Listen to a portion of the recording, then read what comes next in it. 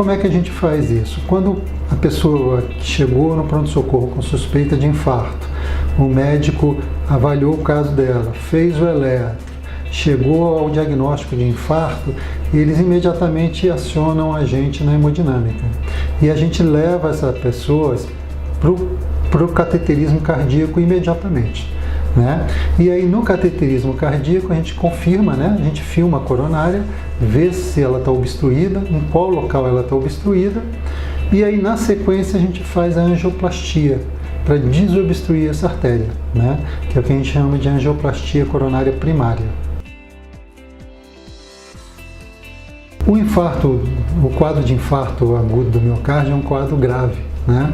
E como a gente conversou inicialmente, ele é a obstrução de uma artéria coronária, né?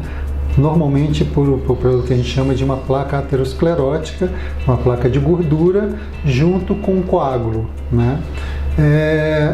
Para a gente tratar o infarto do miocárdio, ou seja, para a gente reverter o quadro do infarto, a gente tem que fazer com que o sangue volte a chegar no músculo, né? Para isso a gente tem que desobstruir aquela artéria coronária que obstruiu, né? E a hemodinâmica, ela ajuda a gente nesse sentido, de desobstruir a artéria. Ele é o que vai fazer a diferença entre o tamanho do infarto, né, e a qualidade de vida que essa pessoa vai ter.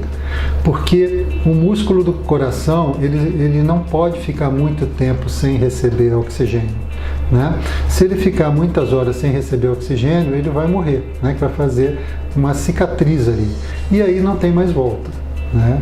Então, quanto mais rápido for detectado o infarto, quanto mais rápido for para o cateterismo e mais rápido a gente desobstruir a artéria, menor o dano para o músculo do coração.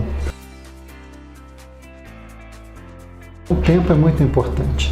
A gente sabe que nas primeiras horas, na primeira hora, segunda hora, são os momentos onde de maior risco para o paciente ter alguma complicação.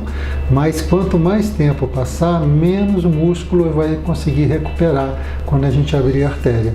Então o ideal é que o mais rápido possível a gente faça o cateterismo e desobstrua. Se passar muito tempo do começo do infarto, a gente acaba não podendo ajudar muito o paciente.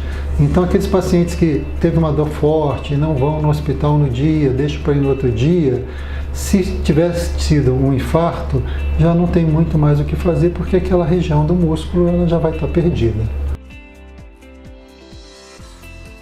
A pessoa pode ter mais de um infarto agudo do miocárdio, mas não normalmente no mesmo lugar, né?